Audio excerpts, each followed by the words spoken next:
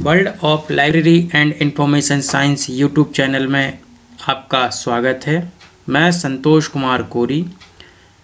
हम देख रहे हैं लाइब्रेरी साइंस की जो जर्नल क्वेश्चंस होते हैं जो कई एग्ज़ाम्स में पूछे जाते हैं उनके बारे में। पिछले वीडियो में हमने 1 से 50 क्वेश्चन तक सॉल्व किए थे। उसके आगे 51 से 100 तक हम अब इस वीडियो के माध्यम से उन क्वेश्चंस को सॉल्व करेंगे। आशा है कि आप इस चैनल के माध्यम से लाभान्वित हो रहे हैं, तो कृपया हमारे YouTube चैनल को सब्सक्राइब कीजिए और अच्छा लगे तो शेयर कीजिए और लाइक कीजिए। तो हम देखते हैं क्वेश्चन। पहला क्वेश्चन है 51 question. Ranganathan complete his post graduate degree in. तो रंगनाथन जी की जो पोस्ट ग्रेजुएट डिग्री थी वो किस सब्जेक्ट में हुई थी? तो इसका राइट आंसर है बी, मैथमेटिक्स। मैथमेटिशियन वो थे ही, तो उन्होंने जो ग्रेजुएट डिग्री थी वो मैथमेटिक्स में की थी। नेक्स्ट हम क्वेश्चन बात करते हैं ILA कब बना था। ILA जिसका full form Indian library association है, जिसका स्थापना 1933 में हुई थी। LA लाइब्रेरी एसोसिएशन, इसको BLA भी बोला जाता है, जो ब्रिटिश लाइब्रेरी एसोसिएशन है जो कि लंदन का है। और इसकी स्थापना कब हुई थी? तो हम देखते हैं कि इसकी स्थापना 1877 में हुई थी।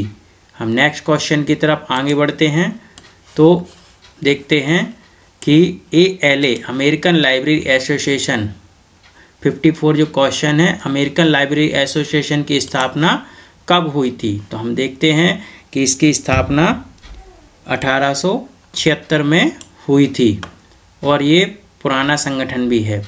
IFLA जिसकी स्थापना हम देखते हैं 55 क्वेश्चन है, जिसका आंसर है 1927 में। IFLA की international federation of library association, IFLA की स्थापना 1927 में हुई थी।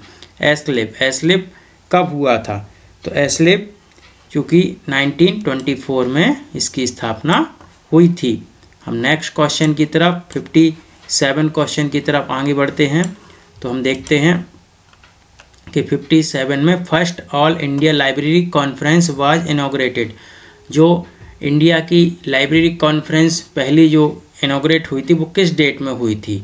तो हम देखते हैं इसका राइट आंसर है हमारा 12 सितंबर 1933। 12 सितंबर 1933 को इंडिया की पहली लाइब्रेरी कॉन्फ्रेंस ऑर्गेनाइज हुई थी और जिसका इनॉग्रेशन हुआ था। Who was the author of book history of cataloguing and cataloguing codes. History of cataloguing and cataloguing codes के ऑथर कौन हैं? तो ये 58 क्वेश्चन है, जिसका आंसर है DM नॉरिस।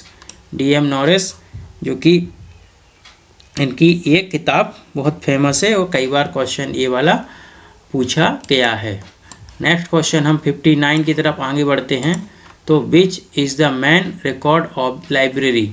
तो हमारा मैन रिकॉर्ड लाइब्रेरी का मैन रिकॉर्ड क्या होता है? तो हम सभी जानते हैं कि एक्सेशन रजिस्टर को स्टॉक रजिस्टर भी बोला जाता है लाइब्रेरी का, जिसके द्वारा हम पूरी जो हमारी लाइब्रेरी में कितना कलेक्शन है उसकी जानकारी हमें एक्सेशन रजिस्टर के माध्यम से प्राप्त हो जाती है। 60 क्वेश्चन।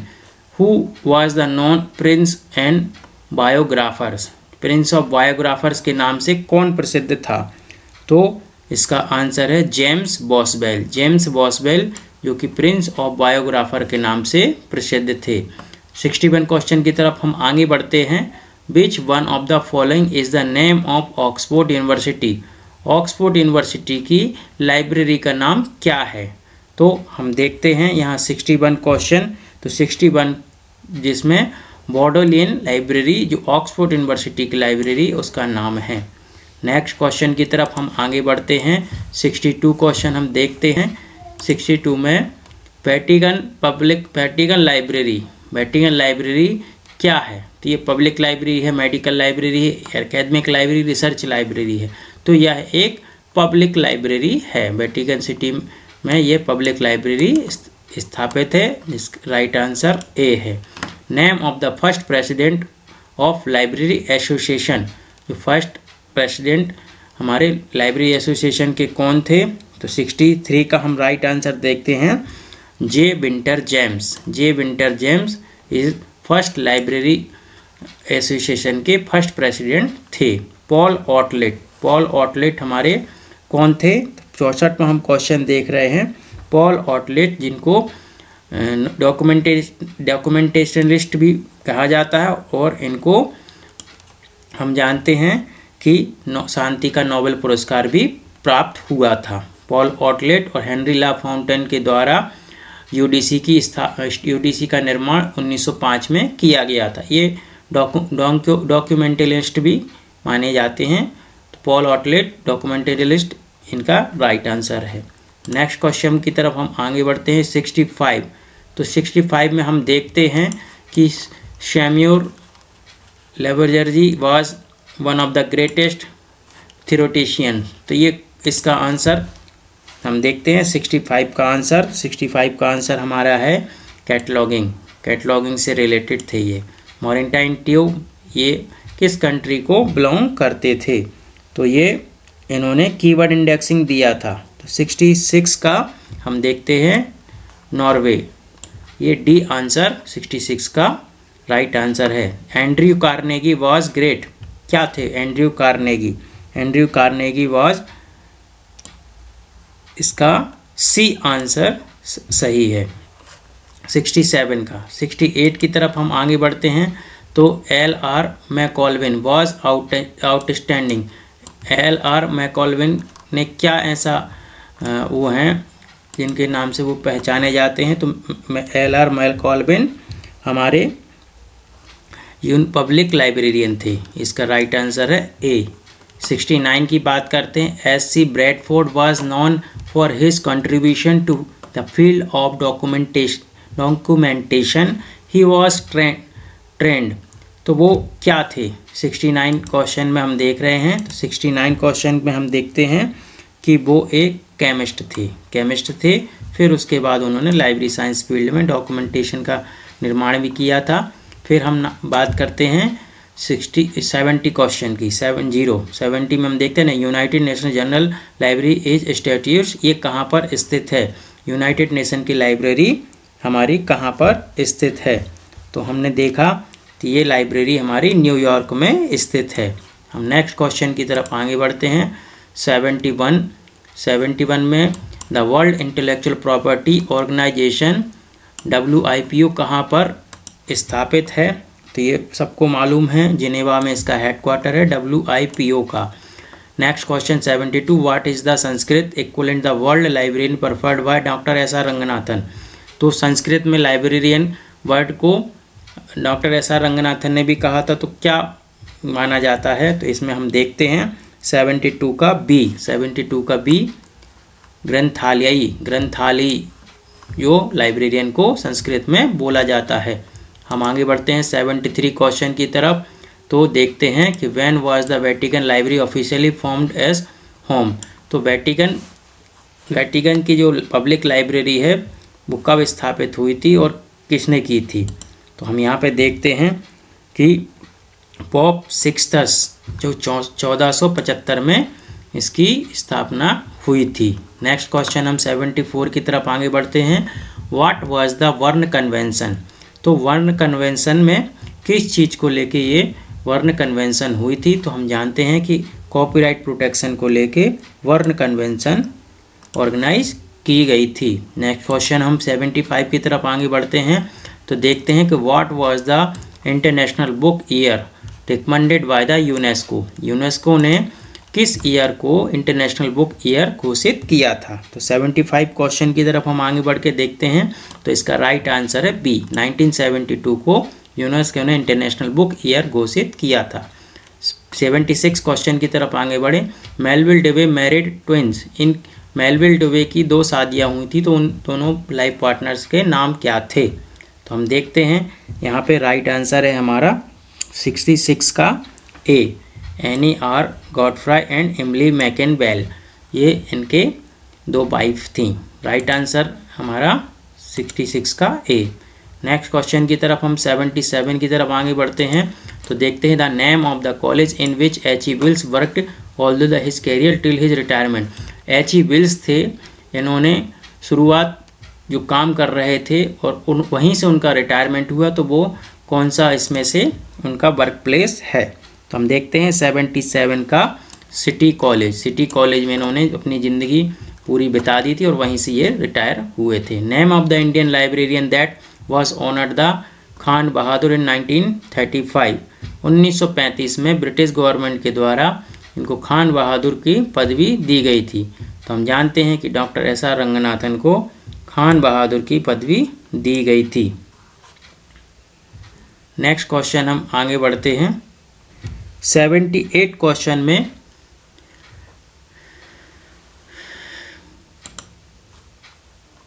78 क्वेश्चन का ए। नेक्स्ट हम आगे बढ़ते हैं 79 की तरफ आगे बढ़ते तो हम देखते हैं name of the second librarian of the Princeton University that serve 22 year without any professional qualification. तो ऐसी कौन सी सेकंड लाइब्रेरियन हैं जिन्होंने बिना किसी क्वालिफिकेशन के 32 साल तक लाइब्रेरी प्रोफेशनल के रूप में जॉब किया था?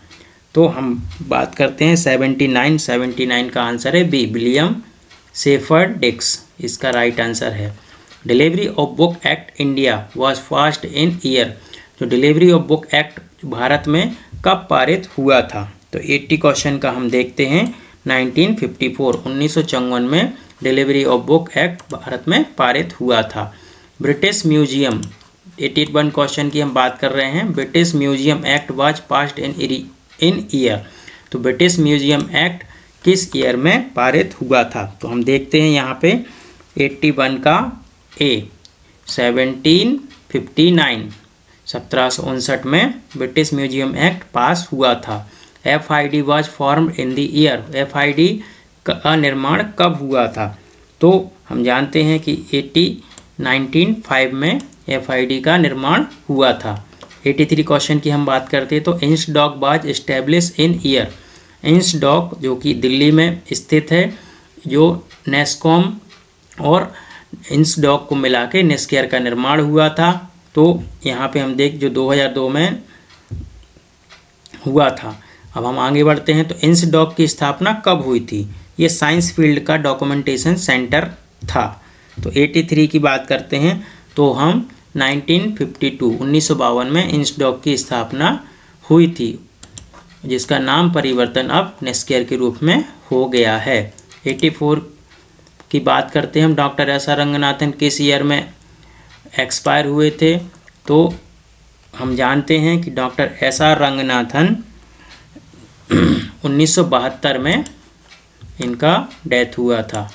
Indian standard institution formed in 1947। Indian ISI जिसको हम इंडियन स्टैंडर्ड इंस्टीट्यूशन जिसकी स्थापना 1947 में हुई थी, इसका हेड क्वार्टर कहाँ पर है? तो इसका राइट आंसर है सी, दिल्ली। दिल्ली में इसका हेड क्वार्टर है। लॉकिस इज द वन। लॉकिस क्या है? ये क्या इंडेक्सिंग सिस्टम है, कैटलॉगिंग सिस्टम है, one of types of information system है? तो हम देखते हैं कि यह एक one types of information system है। तो 86 का ए इसका राइट आंसर है। नेक्स्ट क्वेश्चन की तरफ हम आगे बढ़ते 87 की। तो when encyclopedia of Britannica first published in कितने वॉल्यूम में ब्रिटानिका का प्रथम प्रकाशन हुआ था? तो हम जानते हैं कि इनका 3 वॉल्यूम में इंसाइक्लोपीडिया ऑफ ब्रिटानिका का प्रथम प्रकाशन हुआ था। 88 क्वेश्चन की बात करें पायोनियर ऑफ KEGU। KEGU के पायोनियर कौन थे? तो हम देखते हैं कि रोनाल्ड जी हैवलॉक, ये इसका राइट आंसर है। नेक्स्ट क्वेश्चन की तरफ हम आगे बढ़ते हैं। IIS Indian institute of information studies Bangalore, IIS जो किस फंड के किस इंस्टीट्यूशन के द्वारा ये स्पॉन्सर्ड है? तो इसका राइट आंसर है C, Sharada Ranganathan endowment fund के द्वारा IIS स्पॉन्सर्ड है। Which year is called truly annums marvellous? तो इसका राइट आंसर है 90 का राइट आंसर है हमारा 1876, क्योंकि इस 1876 में बहुत सारी चीज़ें हुई थी। 1876 में बहुत सारी चीज़ें जब हम आगे पढ़ेंगे तो 18 ईयर वाइज जब हम जानकारी देंगे तो इसमें सब दिया जाएगा कि 1876 में क्या क्या हुआ था। 1876 में फॉर एग्जांपल DDC आई थी, हमारा अभी हम बात कर रहे थे ALA की भी स्थापना हुई थी, और भी ऐसी कई चीज़ें 1876 में हुई थी, इसलिए उसको एनम मार्वलस ईयर भी बोला जाता है। हम नेक्स्ट आगे बढ़ें तो 91 की बात करें, the concept of UBC concept किसके द्वारा दिया गया था। तो इसमें हम सभी को जानते हैं कि 91 में बी इसका राइट आंसर है इफ्ला के द्वारा UBC कंसेप्ट को दिया गया था। ये बहुत इंपॉर्टेंट क्वेश्चन है, कई बार पूछा भी गया है। Wine is a information network, ये भी बहुत इंपॉर्टेंट क्वेश्चन, एक बार 2 बार नेट में पूछा गया है। 92 का ए एनर्जी से रिलेटेड इंफॉर्मेशन नेटवर्क है। WIPIS इज एन, ये क्या है WIPIS, यह एक हमारा डायरेक्टरी है, यह एक डायरेक्टरी है। तो 93 का ये डी आंसर सही है। हम 94 की बात करते हैं तो WTA is an abstracting journal published by Shirley institute since 1969, 1969 से एब्स्ट्रैक्टिंग ये जर्नल पब्लिश हो रहा है। तो यह किस पे बेस्ड है, तो 94 में हम देखते हैं 94 का यह डी आंसर सही है। ट्रीटमेंट प्रोसेस, ये ट्रीटमेंट प्रोसेस को बिलोंग कर रहा है। 95 की बात करते हैं हम तो the new encyclopedia Britannica is issued in, जो न्यू इंसाइक्लोपीडिया है ब्रिटानिका वो कितने पार्ट में पब्लिश हुई है, तो हम जानते हैं कि ये 3 पार्ट्स में पब्लिश हुई है। माइक्रोपीडिया, मैक्रोपीडिया और प्रोपीडिया, ये 3 पार्ट्स में इंसाइक्लोपीडिया और ब्रिटानिका पब्लिश हुई थी है। नेक्स्ट क्वेश्चन 96 की बात करें तो आ बिब्लियोग्राफी और बिब्लियोग्राफीज, जिसको हम क्या बोलते हैं, तो हम देखते हैं कि ये टर्सरी सोर्स हैं, तो सी आंसर इसका सही है। 97 क्वेश्चन की हम बात करते हैं तो the source of information for the quotation early awake to and early to rise make a man healthy wealthy and wise, तो इसकी जानकारी हमें कहाँ से मिलेगी, किस सोर्स में हमें इसकी जानकारी हमें मिलेगी, तो हम जानते हैं कि यह डिक्शनरी इसका राइट आंसर है।